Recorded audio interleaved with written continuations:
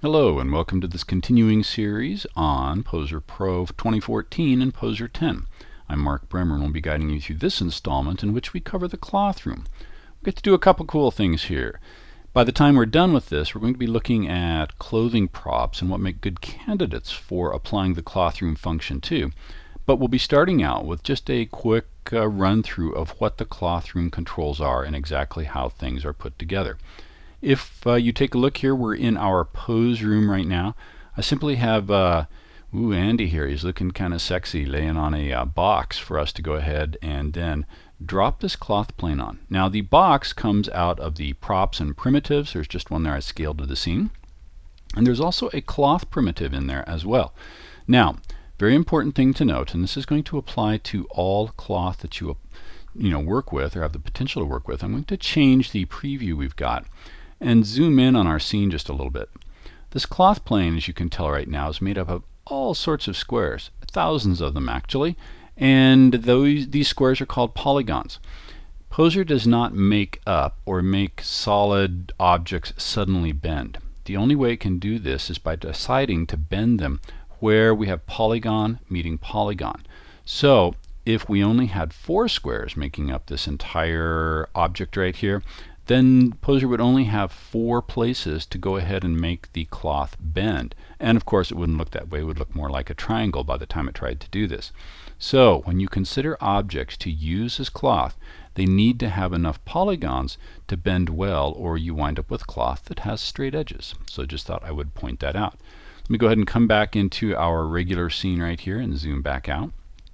Now, once this has been set, and you always need to start with the cloth usually not touching anything, you can hop over to the cloth room. Now before I do that, I want to actually select the cloth itself. This will just make life easier as we get into the cloth room. I'll select the prop we have here of cloth plane. This lets me, when I go into the cloth room, start working with it immediately. The first thing we have to do is simply look over here on the right side of the screen, and we've got options for working with cloth. It guides you through the process, and you've probably already played with it. It's really kind of a no-brainer to get going at least. So all we do is create new simulation. I'll just leave Sim 1 here just so I know what that is. Why would you want to rename simulations? If you're working with multiple objects, to tell one from another, because you can force the dynamic recalculation of one object and not another. Also right here for simulation range, this is really important, especially if you're doing an animation. Or if you have a character, as we'll get to in another tutorial, that is animated with dynamic clothing on, or I shouldn't say dynamic clothing, but clothing that's been affected by the cloth room, the program will only calculate as far as this highest number. So even if you have, say, 300 frames, 10 seconds worth of animation at 30 frames a second, if the in frame for the simulation doesn't go to 300 itself, well, the simulation will stop and your clothes will just hang in mid-air as the rest of the animation continues. So know that these numbers need to agree if you've got the cloth in your scene. Also, steps per frame, I usually leave this the default to. The only reason you might want to change this is if you are having issues with the cloth not quite bending or looking goofy on the animation if you're going to do that. Now, the default collision is usually pretty good. The cloth vertex, where the polygons meet in terms of like a little dot, 4 polygons meeting in one corner, would have a vertex right there. Those things collide against the polygons, the actual objects that you want them to collide into. That works pretty good. I'll normally turn on cloth self-collision just so we don't have cloth going through cloth and sticking out in weird spots if it comes to that. Now, cloth draping. For this scene, we don't need to do this. The cloth draping, however, is very important when you start working with characters, and especially want to start posing characters to which you have applied cloth to. So I'll leave this at 0 right now and click OK. As soon as we do that, we have cloth objects, and we get to clothify, and this is where selecting the cloth earlier pays off. It's already selected in here. If not, you could go ahead and find it, track it down, and we'd come to props and find it. So you can do it either way. But I'll say clothify, and as soon as we do that, then the rest of the options light up for us. Now, option 3 down here, cloth groups, is an advanced function for when you want to work with props or you're creating your own and bringing them in, where you would do things like create specific groups that have certain behaviors in how they work. We'll go over this in another tutorial, but this is kind of the top level here. Just to explain these real quick, soft decorated group would be like pants with belt loops, where the belt loops flex along with the cloth, but they're firmly attached to it, as compared to a rigid decorated group where you might have a single piece of geometry that buttons are part of, but the buttons aren't supposed to bend. They're supposed to stay stiff. And that's what the rigid group is as compared to the softness of the cloth. There you go, little sidetrack. Over here are the parameters we want to pay attention to. The default parameters are pretty good. It gives you cloth that's about the consistency of a soft blanket. And to see this, all we need to do is to go ahead and come up and say calculate simulation. And well, look, see, I forgot to do something, and our cloth is going through the floor. Let's come back to step number 2, collide against. This is where we say, okay, we need to add an object or two. I believe we need the cloth to collide with Andy and the box, and if it gets far enough, the ground, and choose OK. It resets. I'll click OK, and we'll do a calculation again.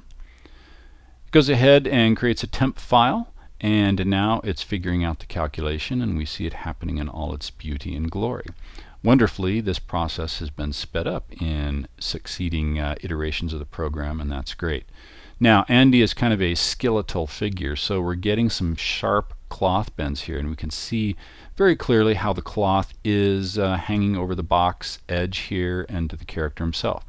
This will help us look at some of these options we have right over here on the right-hand side. Now, if you think kind of soft blanket, we're able to identify an edge along here, but it's not particularly sharp. That has to do with fold resistance and shear resistance. Folding is how much bending needs to take place before you get some details, like down here towards the base of it. Let me go ahead and pull that up so we can see the entire character, and maybe rotate this just a little bit. Some nice folds going on here where we get it folding into itself, and then it gets a crease and comes out. Shear resistance is how quickly it follows the contours of what is underneath it. So if we're thinking silk, silk has a very, very low shear resistance. It's like cloth water, and it matches the contours of what's underneath it very closely. So we could go ahead and lower that if we wanted that. Stretch resistance, if we're doing animations that have like sheets or flags in the wind, how much it kind of stretches out as we add forces to it. Same thing for dampening. You know, will it stretch and continue to stretch and get longer and longer, or does at some point does the cloth go, okay, that's far enough, and stop doing that? That's what the dampening comes into. Cloth density, if you think canvas as compared to a silk scarf, the density of canvas is much higher. And then the same thing with cloth self-friction. If I tried to get canvas to do this, it wouldn't fold real nicely like this because it's simply too stiff. We've got static friction, which is how much it clings to the objects underneath it. Dynamic friction, if it's moving, how quickly it slows down. And then finally, air dampening. As the cloth is dropping during the simulation, or if we've got wind forces applied or something like that, how significant those things are. Now, there is no right or wrong setting here, and that's actually quite frustrating. And the other thing is, in terms of these numbers, here we're dealing with numbers like 50, and then down here we're dealing with numbers that are 0.005.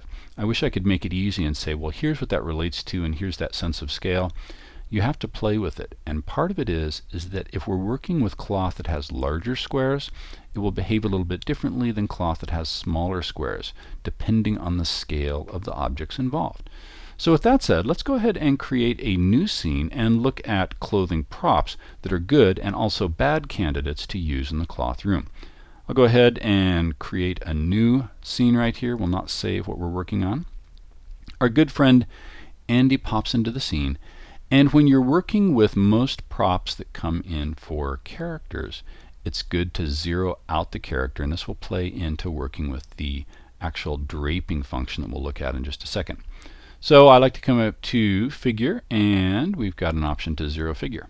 And this gets his arms out and all that good stuff. Yay.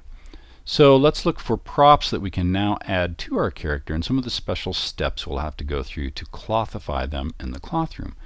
We'll come over to props, And right here, it looks like I've got it open already. There are some props here, clothing the POSER 4 male. These are old props, but it comes with POSER as well.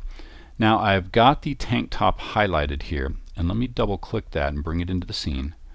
But I also want to bring into the scene something else, like men's t-shirt. Now you might think that both of these are suitable candidates, and one of them is and one of them is not. I'll bring this in as well.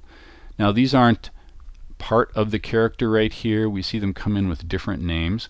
Let me go ahead and move around my scene here and zoom in just a little bit so we can see exactly what's going on. Alright, with this object selected, I'm going to come back and choose the entire body, which is the shirt, and push this thing out a little bit so we can see that. Now, what I'm going to call your attention to is that right here in the neck area, that's not hollow. This is not an actual hollow shape. The sleeves actually stop somewhere inside, and then we've got this neck that's not open. This is a terrible candidate for the cloth room because this part of it is considered cloth by the program. So as it tries to form fit to the character, in this case Andy, it will stick and pull up there, and it's just a mess. So the other thing is too that I need to say is that this cloth I'm pulling in here will match the character's movements. This by itself is terrible to work with. You can't clothify a prop straight out of the props area. We're going to have to do a step in between. With this object selected now, I'm simply going to click the delete on my keyboard. It'll say, are you sure you want to get rid of this? Yep, positive. Well, let's go ahead and look at what's left over in our character area right here. The Z translate, let me pull this out. Whoa, let's grab, not Andy. Let's go ahead and put him back in there and move the tank top out here. Figure, and let's rename this and make life easy on ourselves. So, I'm going to come to body and rename figure tank top and click OK. This is important because as we look at the actual physical properties of this shirt, I'll show you why it doesn't work well to clothify it straight out of the box. With the body for tank top selected, I can come back to parameters and we'll push this out so we can see it, and I'll rotate around the scene. This is hollow all the way through, and we can see through it, and it makes it work out well. But here is why it doesn't work well as a prop. You can see all these little white lines that highlight around it, just like when you're working with a character. This prop is made up of separate areas all joined together, and if you clothify it, you have to go in and select each one of these options or each one of these parts to get them to work, and the thing is, they don't work. So what we need to do now, let me go ahead and move it back to our character here. I'll zero out the Z translation, and let me get this adjusted before we go through our next step. I can see right now that the back is poking through real lightly here, and in the front I can see Andy's chest poking through, so I'm going to go ahead and scale this on the Z axis just a little here and push that out. It's an imprecise science right here to do that. Okay, things are looking good. What we have to do now is actually export this cloth prop so that it becomes a single object and bring it back in and then use it as a cloth object. So to do that, we'll come up to File, Export, and the best options for this are probably going to be 3D Studio and Wavefront OBJ or object file. These do carry texture information if you need that, unless you want to dress it up yourself later on. I just bring that up because there's some others that don't work quite as successfully. So I'll just say 3D Studio, and I'll say single frame and choose OK. We'll go ahead and collapse Andy because I don't want to export Andy, so I'll deselect him. We'll leave tank top selected, and that's it. And let me go ahead and pull that up so you can see it. We'll just click OK. It'll say, hey, where do you want to say it? I don't want to export groups for each body part, those little areas that highlighted with white outlines, and I'll click OK. I'll save this into my working folder here, and we'll just name this T or T-top so I can keep it separated from the prop that is still in the scene actually, and choose Save. Great, that's exported. So the first thing I want to do now with the existing tank top is hide it. I'll come over to Properties, Visible, and turn that off. Then we can go ahead and swing over to File, Import, and this time we'll go ahead and say 3D Studio. It's the one we just exported. Now we've got some options. Don't want it placed on the floor. I do want it centered in the scene.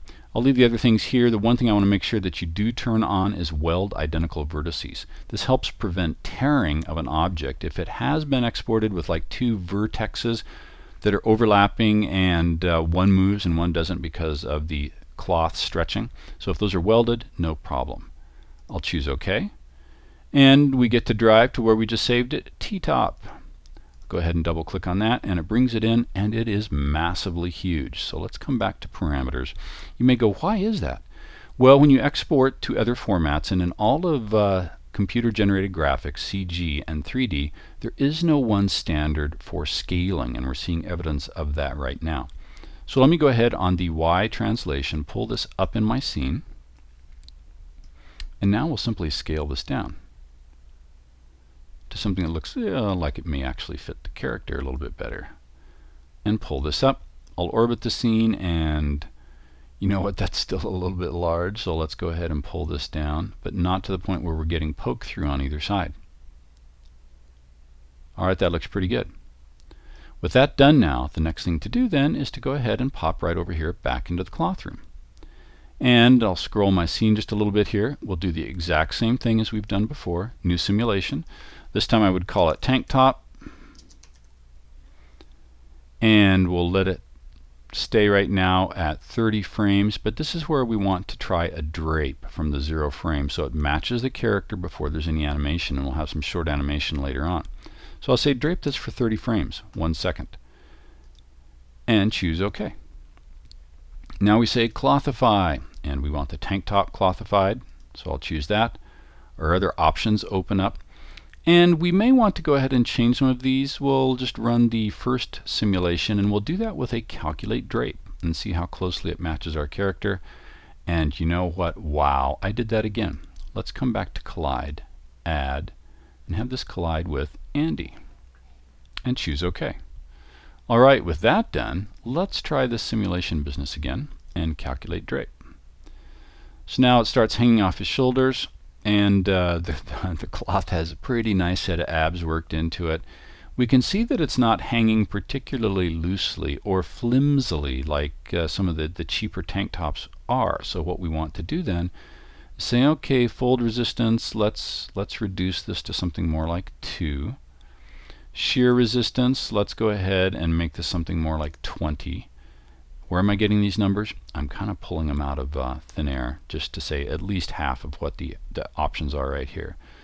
I won't mess with the stretch dampening, stretch resistance, I'll leave right there. Cloth density, I'll just try with what I'm working with right now. Simulation settings, let's calculate drape. It does it very quickly, and this is hanging a little bit better. Now this just takes a little tweaking, and we're not going to sit here and tweak this up till it hangs like your perfect clothing in place, but okay, that's doing okay. We can see there's little spaces between the clothing and the character, and that's fine. We want it to push away from the character just a little bit to ensure against some of that poke through. Okay, well, how about animations with this?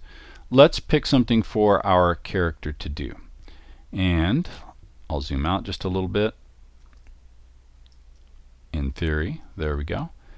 Let's come back to our pose room, and I'll come over here to poses actually, and let's choose some pose that we can put our character into. Comic book, that sounds good. Hero action, yeah, let's have our tank top matching up with our character doing this. So I'll come back here, not choose tank top, but choose Andy. Body's fine. I'll go ahead and double click on this, and we see our character now in position all of a sudden. And where I may want to do that, let me go ahead and undo that. Let me advance my timeline so I get a keyframe where it belongs further down there. And now with Andy selected, let's go ahead and get him down there. So we have this motion going on in our scene as we scrub the timeline. Andy stamps it back up. Okay.